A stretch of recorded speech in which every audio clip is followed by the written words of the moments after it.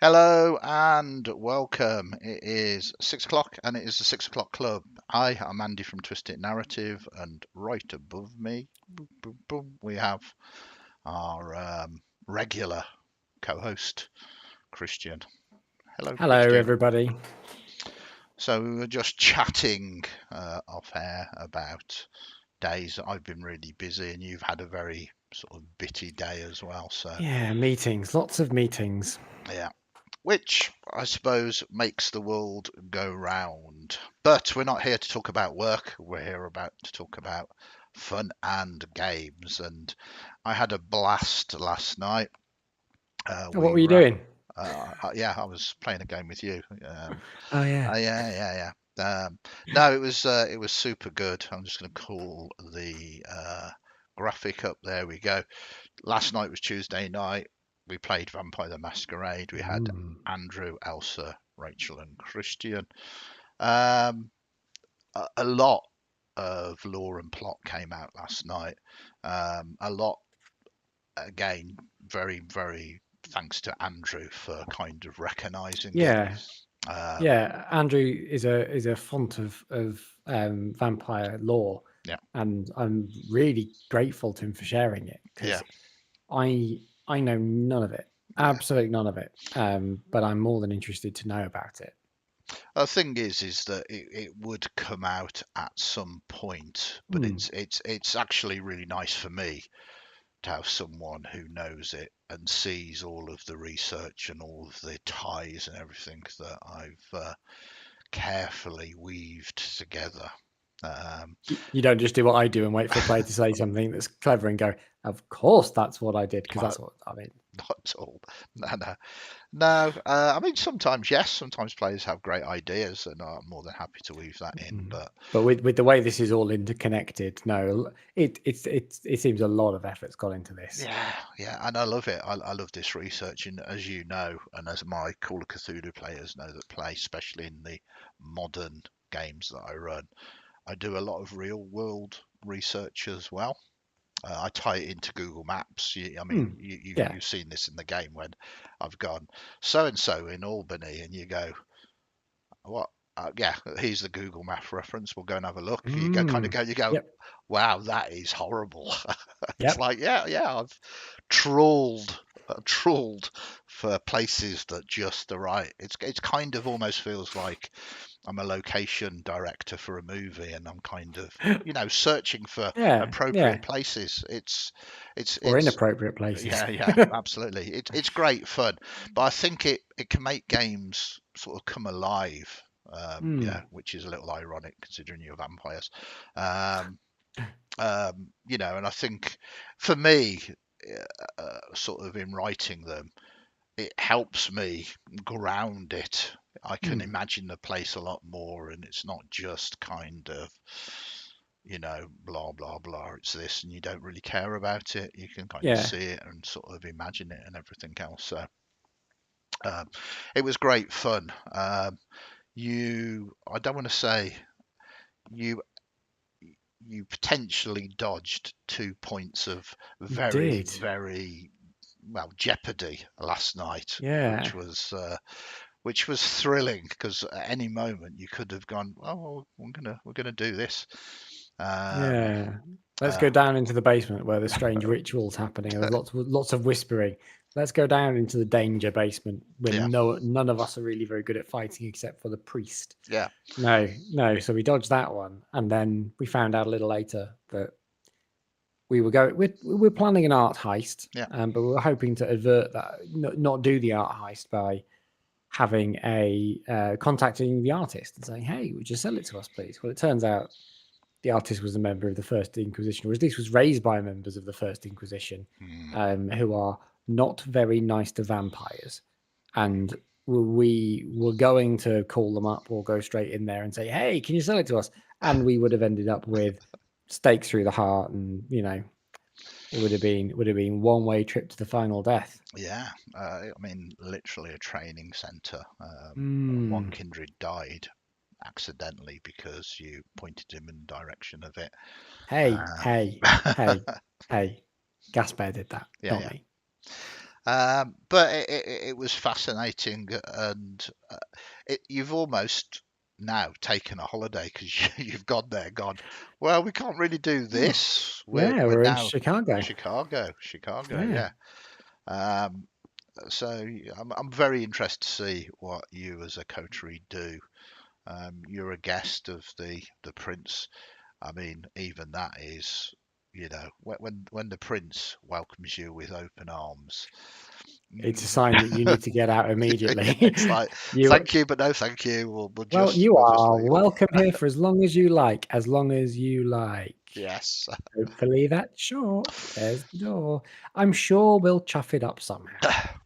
It's going to be great fun. I like Yeah. it, and Well, a change is as good as a rest. It's a different kind yeah, of scene, yeah, and Dip, Elsa's character's gone off to the bar that they used to be associated with, and that's going to be really interesting to sort of follow up on their backstory. Yeah, And kind of a bit more about them really, because Dip's a fascinating character. yeah, And it's one of those games where I'm more than happy to sit back and just take notes, and I've got about 6 pages from last night. yeah, And yeah, just listen to sort of what's going on with Dip or with Gasper or with Franziska, sort of with when their story's kind of unfolding.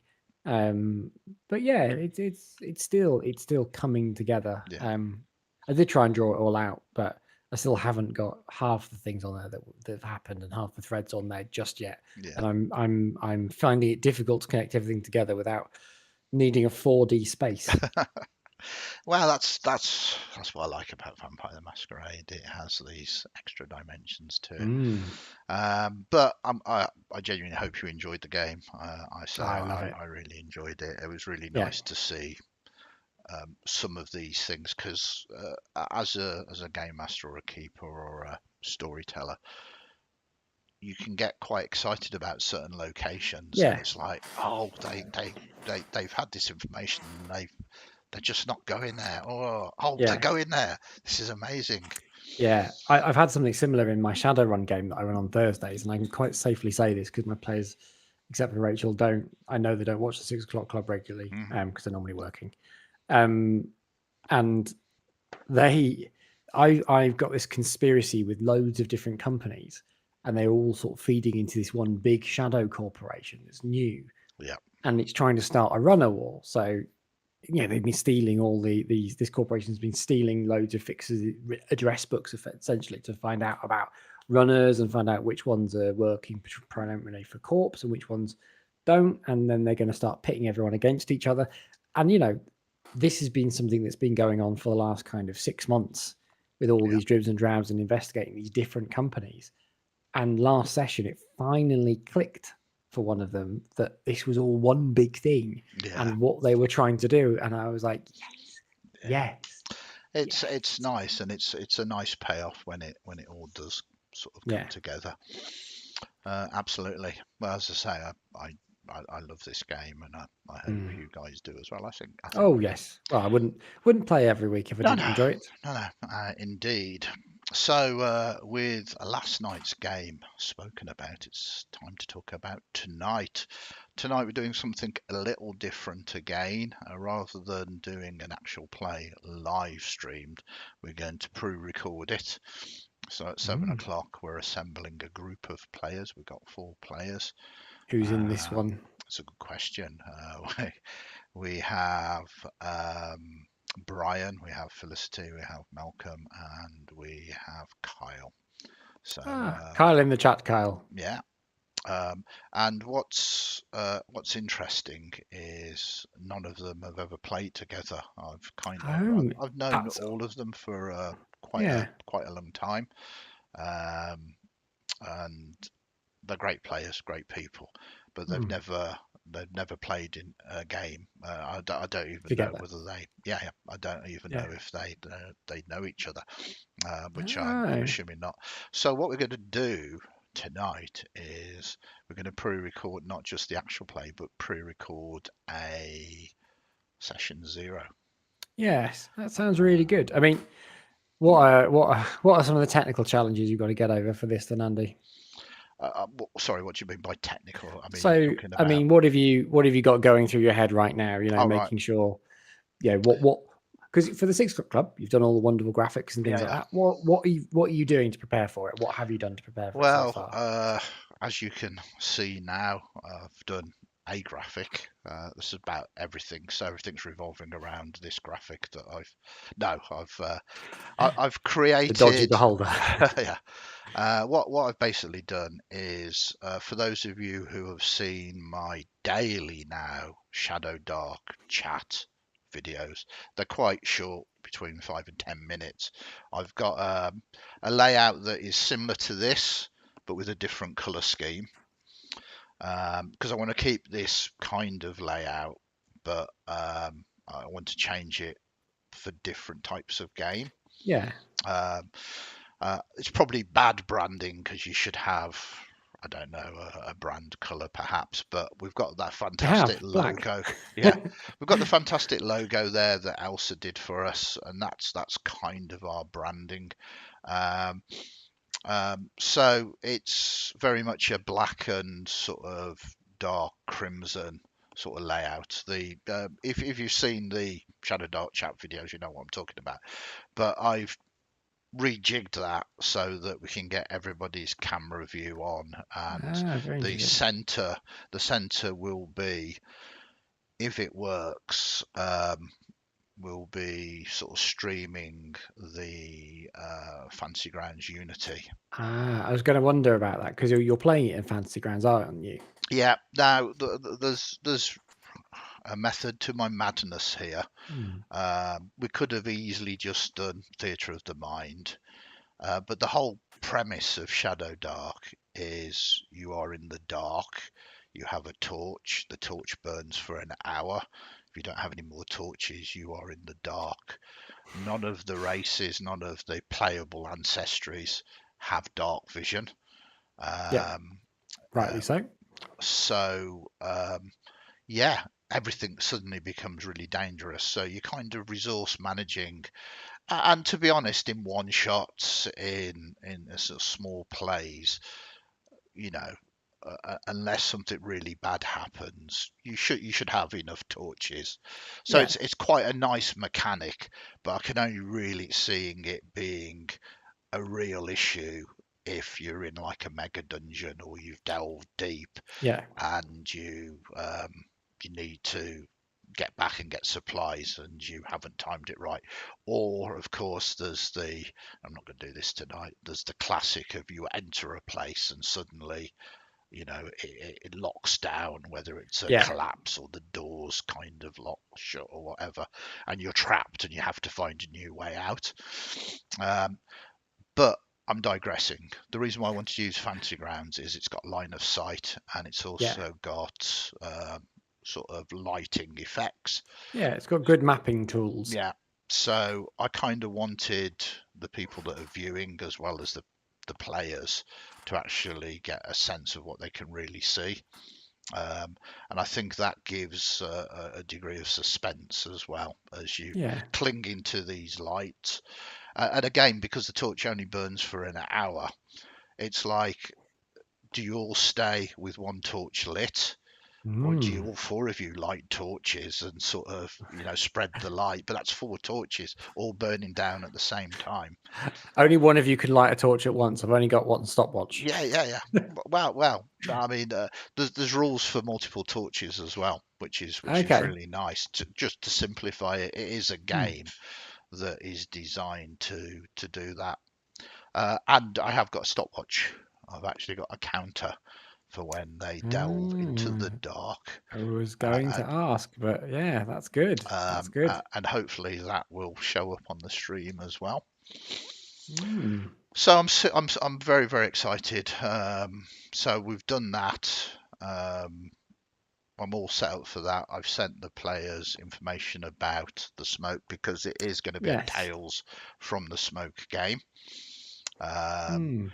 so that I mean it doesn't doesn't give me any kind of real difficulties. I've already in one of the videos that I threw out there kind of rationalized how it can function in the smoke, and you can still use Yeah. this mechanic. Obviously there'll be certain parts of the smoke that the smog itself isn't too bad, Mm. but certainly in places like the squalor, um, where there aren't that many street lights, the smog, and then combined with nighttime, it gets pitch down there. And I kind of equated it that the denizens of the smoke below can emerge when it gets to that darkness. So there's danger on the streets as well, which I quite like. Kyle's just said in the chat, "Don't split the party." And yes, it's going to happen. It's Well, going to I happen. might split characters literally down the half. Half it. Um, Yeah, yeah, no, I don't think I watched that recording. I'm so it's interesting. We're going to do the session 0 first, and it'll be a good chance for the players to get to know each other. It will be as if it is a session 0 for a campaign, which Yeah. this isn't. We're obviously going to pre-record a game tonight, and we might, if both the players enjoy it and we don't finish the game, perhaps do part 2 in 2 weeks' time, in a fortnight. Yeah. So it's going to be interesting going through all of that kind of session 0 stuff. I kind of do it all in the private games I run, but I tend to do it privately rather than get the whole group together and talk, because I know a lot of people in our private games already. We're constantly having open conversations about what people like and don't like and anything else. But I thought it'd be interesting to show GMs that are perhaps new to it how I would run a session 0. It's not necessarily the right way of running it. The kind of conversations that I would have, etc., etc. And they are incredibly important. I think so. Boundaries are set, as you say, lines and veils. Yeah, all of that, but also there's so many things that I do just naturally. That you can sort of bring down, and there's some stuff that is not relevant to online play. For instance, what about snacks at the table? Do people want eating? Don't people want eating? Are sweets okay? Can people bring pizzas? That's okay. How about some stinky cheese and fish? I had that once. That was awful. Bloke went and got a fish pizza. Yeah. And he had it delivered. and it wasn't my house, thankfully. Yeah. But I was GMing, and it just stank the place out. Yeah. So it's about, you do that? Yeah, I mean, if everybody likes that kind of thing, it's absolutely fine. But this is why a session 0 is needed. Are people going to drink alcohol and not people going to drink alcohol? I'm not covering all of this no, because it's for an online game, and to be honest, if you're online in your house, I don't mind what you eat. I mean, but there are limits though. So I mean, a personal thing for me is I hate listening to people eat. I really, really don't like listening to people eat. And it happens. And it's I find it really distracting and really, really just makes me very angry. Misophonia or something like that. So I'm always happy to tell people I don't really like listening to people eat. So if you're going to eat, please put yourself on mute. No, absolutely. And this is why session 0s are important, because once the issues are approached, discussed and understood, they're not issues anymore. It's like, I didn't realize, and there's a lot of things that people either like or don't like that are different, that are not offensive, and they don't realize that they're causing any kind of difficulty for anybody else. So session zeros will be pre-recording that. I was kind of going to try and record character generation, but I don't think I'm going to do that. It's character generation in Shadowdark isn't complex, Yeah. but the way that we are doing it is complex because we're going to Right. use fantasy grounds, and Yeah. I want to do a little bit of a tutorial with the players on fantasy grounds and how to get a Shadowdark character made, and it might be a little bit clunky. We might do maybe at the start of part two, if we've got enough time, a preview of their characters, and have a chat about how their characters Yeah. were designed, or whatever. We are though going to do the rules as written, which is Yep. interesting. So rules as written, you roll your 3d6 and you don't allocate them. The first roll is for strength, and you go down. Wow. Yeah. And then Yeah. you choose your sort of class and ancestry and your gear and everything else. I am going to allow players to generate 2 characters for a reason. Just in case. Well, one, it gives them the choice Yeah. of like, oh, actually, I kind of we're going to lean into this rather than that, Yeah. because you want people to have fun at the table, and also I genuinely don't know how deadly the system is. I don't think it is deadly if Yeah. the players are clever. And what's really interesting here is it does recommend not metagaming, but players learn just as characters, and there's not a Yeah. problem with that. And if a player learns, oh, well, that's quite good, you can basically use player knowledge as well as character knowledge. Okay. Yeah. Yeah. It's kind of an old school attitude, and Yeah. you just wouldn't survive some of those dungeons that were written back in the late 70s and 80s if you didn't. If you Yeah. were literally going, well, my character, my fighter has an intelligence of 6, I'm going to role play that. You're a death trap dungeon, you literally walk into one room and you die. Yeah. And it's like, well, I Yeah. played my character like that. Was that fun? Not really. Would I you don't have know. done that if your fighter had a higher intelligence? No. Okay, well, perhaps next time, just, don't worry about it. Um, what you can do if you're playing your stats is role play your stats Yeah. in Yeah. social instances, Yeah. so you can get that. But when you're adventuring, it recommends you use, out of character information, I guess. Metagaming doesn't really exist in Shadowdark, um, Okay. which is a very interesting sort of thought process, and I'm interested to see how that works and how it Yeah. affects role playing. Yeah. You know, Hmm. uh, there are always extremes and extremes to these kind of arguments. Oh, if you can just use your own knowledge as well as your characters, isn't it more like just playing a board game or Hero Quest than playing a role play Yeah. game? Well, the answer is maybe, but you do have a GM rather than Yeah. you're just drawing cards randomly or doing it. Yeah. There is a And story that can be crafted around you. and I actually, this is a problem I face again in one of my games. One of my players, he's an engineer, Mhm. did physics at university. Um, Fantastic engineering mind, Yeah. knows a lot about a lot of things, Hmm. and has regularly applied real world physics to the problems he's facing. Yeah. And as I said, well, we'll do this, we'll do this, we'll do this, we'll do this. And sometimes I'll let it slide and let Yeah. it pass. I fully admit, I know nothing about physics other than gravity works, and that's okay by me.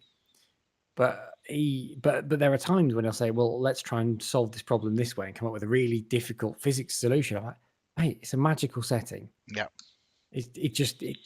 No. Yeah. No, I No, mean, that those solutions, those not the solution, but like the things you want to use, yeah. the tools you want to use don't exist, and you Yeah. can't just invent them. Yeah. And sometimes some of these things don't quite work the way you want to. Mhm. because there is this magical field around everything Yeah. that may actually make sure some of these things don't work the way that they do. Yeah. But sometimes he does come up with some really creative solutions. The only other problem I have is that he knows a lot more about ships and horses and carts Yeah. than I do. And when I had a ship thing, he was like, "So how many masts it got? What's it got? What's this?" I'm like, I told you, it's a ship. It's a Yeah. ship that goes on the sea. You know what I would have done though?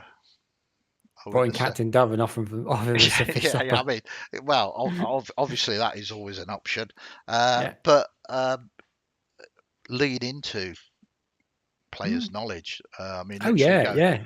sort of like, okay, look, I tell you what, you tell me what kind of ship is it, how many Mm. masts, tell the players, Yeah. and then you can put your legs, feet up and have I, a little I was rest. a much younger GM at that point and hadn't learned what I've learned now. So I Yeah, think yeah, now I would do that. yeah, Then I didn't do that. yeah, But then it was a bit more adversarial as well. GM versus not through my design, yeah. but through players that weren't used to.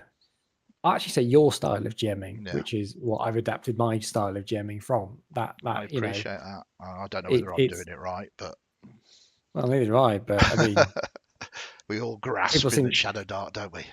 people keep coming back. Yeah. So No, I didn't mean that in a, oh, you should have done this. no, no, no. I It's think that is a just, good point, though. it, It's a really good point. and I sometimes like being honest with the players. If they Mm. go to a location, for instance, that I've just not prepped, Yeah, I do like to just be honest with them and go, yeah, right, you've gone off the beaten track here. You've gone off road, which I have absolutely no problem with. hmm But in perfectly being transparent, I've not pre-prepped this, so we can either sort of make it up for a while, and next session I'll be fully prepped with that, yeah, or we can retcon that you're going to go there next session, yeah, or what would you like to do?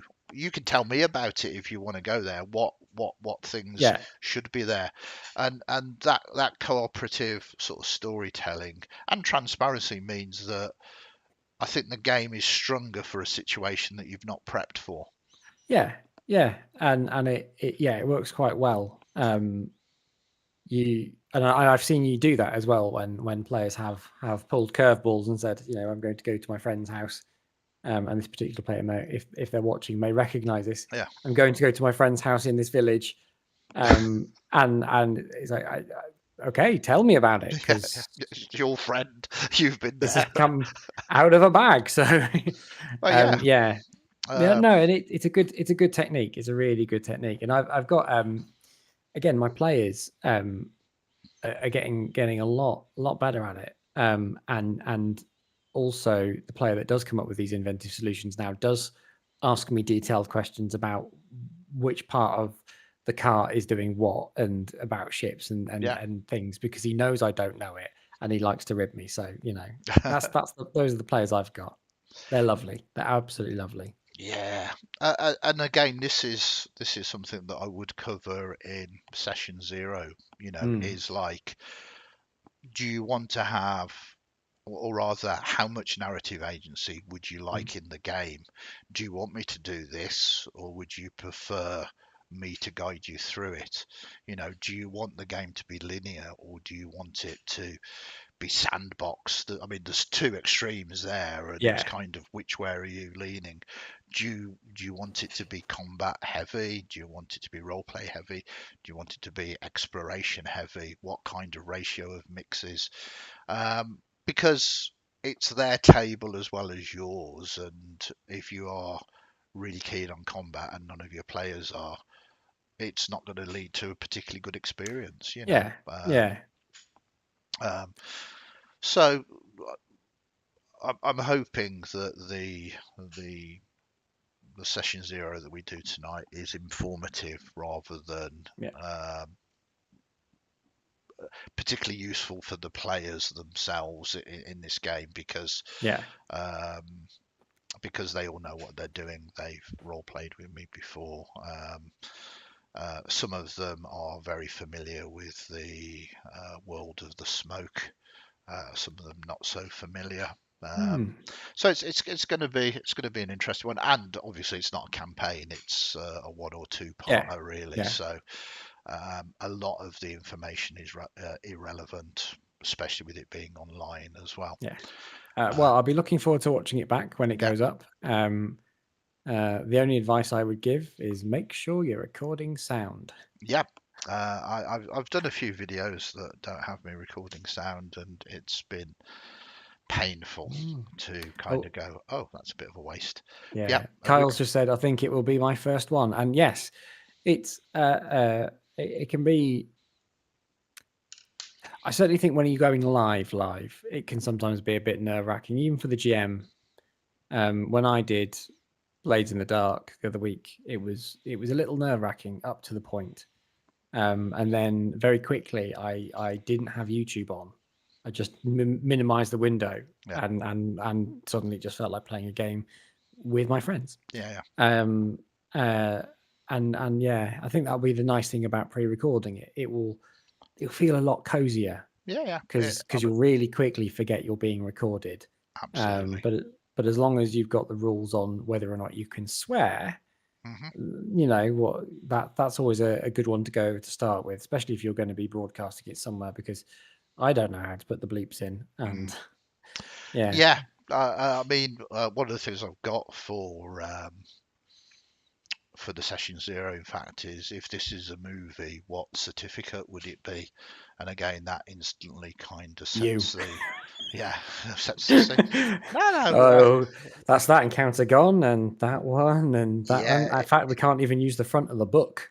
it's going to be a very different style of game. I've Yeah. just called up the Oh, beautiful that's map lovely. that has been done by Liz again, and yeah, the Shadowdark Tales from the Smoke.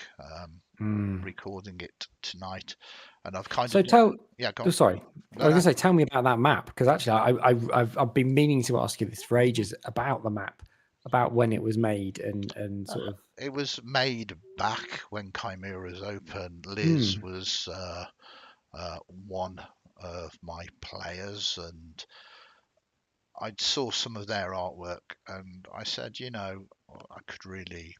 really want a map of the smoke, but I don't want a map. I don't want a detailed No. specific. I No. want it to be ethereal somewhat, and I want people to know where the districts are and how it relates. And obviously, I want it to kind of reference steampunk Victorian London, Yeah. something to give that evocative feel. And I gave her some details about it, and this is what they came up with. Hmm. And a shout out to Liz, but also a shout out to Brian who's playing, because Liz is married to Brian. Ah. So so it's gonna be fun. Brian's played in some of my games in the shop Yeah. as well. So Oh, um, lovely. and I mean the smoke has been a very long time in, I wouldn't say development, because it's constantly always being developed and Yeah. changed. And it's only sort of recently that I came up with that concept of, well, how about we have a sort of multiversal smoke? They're not Yeah. linked, but it's the same feel of setting, the same map, but in different game worlds. So tonight is going to be very different Hmm. setting wise than the Cthulhu game. Obviously, there is magic, there are different Yeah. ancestries, etc., etc., etc. But it's still the smoke, as you will see. A couple of the locations will be referenced. The guilds still Hmm. exist. The guild masters will be of different ancestries because it exists in the Yeah. world of Shadowdark. Um, and I don't know. I don't know whether that is a sensible thing to do or not, but I'm intrigued myself Yeah. to see how it functions and works. Well, I mean, as with most games, you take the system and you put it in the setting you want to put it in. Yeah, Um, absolutely. yeah. No, I'm interested to see how it's going to go. So yeah, you'll have to report back to us, Kyle, on how you find it, and, Yeah, and the rest of the players as well. But I'm really interested to know how you find it, how you find your first. Well, you say it's your first one, so first It is. first first one of these, and do you enjoy it? Any feedback? Make sure all the feedback, good Yeah, and bad, goes to Andy, directly to Andy. absolutely. I welcome it. I think you'll love it. I live off feedback, both positive and Mm. negative. Oh, we rarely have negative feedback for you, Andy. It's only because you know you're in a campaign or two and you don't want repercussions. No, it's because you signed my marriage license, and I'm worried you might take it back. Yeah, I did indeed. I mean, more secrets coming out. Mm. More secrets coming out. We did. Yeah, so I'm very excited. Brand new system, never ran it. It's rules light. There's a couple of Mm. mechanics that are key to it, which is time and always being in initiative and the light burning out. But beyond that, it's incredibly light. Spellcasting is slightly different, and combat and skills. There's no skills. There's just ability checks. Yeah, But beyond I that, like that. yeah, like I think I mentioned last night, it gives you the opportunity to do things that you think you can't do Yeah, in other systems.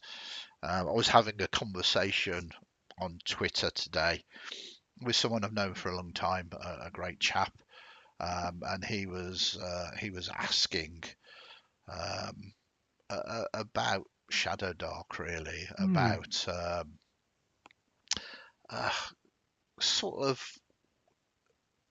you know, it doesn't seem um, um, innovative. It doesn't seem, much different to other things that have gone on Yeah, before. Um, which is a sort of fair comment. I mean, the reason why um, I'm sort of trying to find my words here is because I'm looking for the tweet. Basically, he said anybody backed Shadowdark RPG looks very nice, but failing to see the innovation. yeah, And I mentioned to him that I'm loving it. Haven't been this excited about playing an RPG in years. Then he came back to me, sort of care to explain why, Andy, I'm on the fence.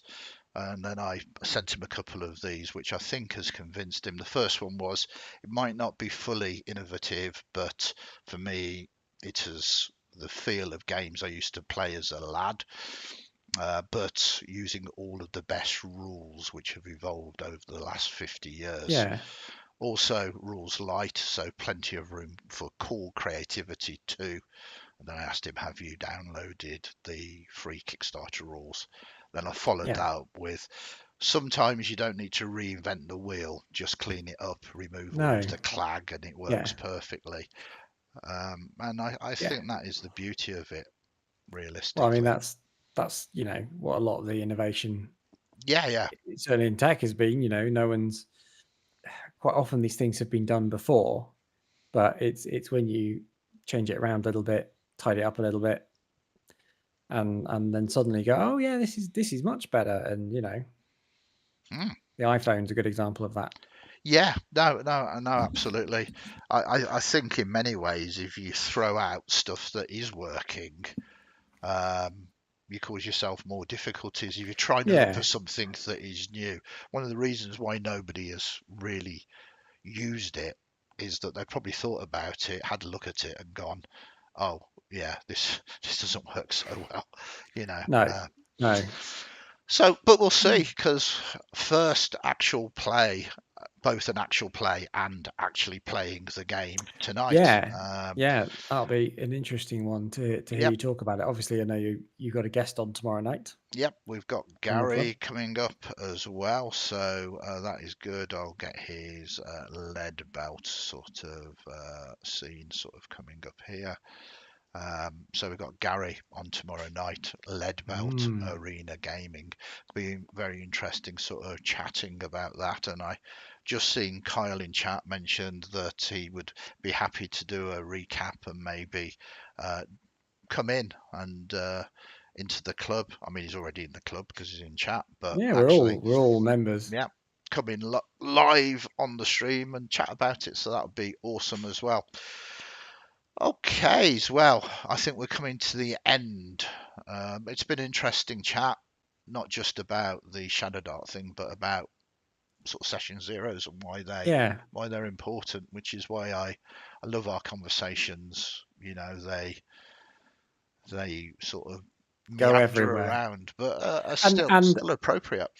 and to give people a bit of a background, obviously, as I said before, you know, and Andy and I have known each other a lot for a long time, and when Chimera was a thing, these were what our conversations were largely like when I used to Yeah, go up the shop and just hang out at the yeah, shop on some evenings, bringing sometimes 2 Domino's pizzas with me in tow, which Andy was normally very grateful for. indeed. It was very long hours at the shop, and I certainly Mm. appreciated those. Excellent. Well, I need to get ready. I need to get people into chat. Fortunately, we don't have the time pressure of going live at 7, No, but I shouldn't slack off any. no. Thank you very much once again, Kristian, for being with me this week. We've got Gary tomorrow, as we said. I can't believe it's Wednesday already, hump day for everybody. And I'm very excited for tonight. We'll see what happens. So thank you very much, everybody in chat. If you get chance, if you haven't already, please give us a like and a subscribe. It really helps us out. And have a great evening, whatever you're doing. Bye for now. Bye, everyone.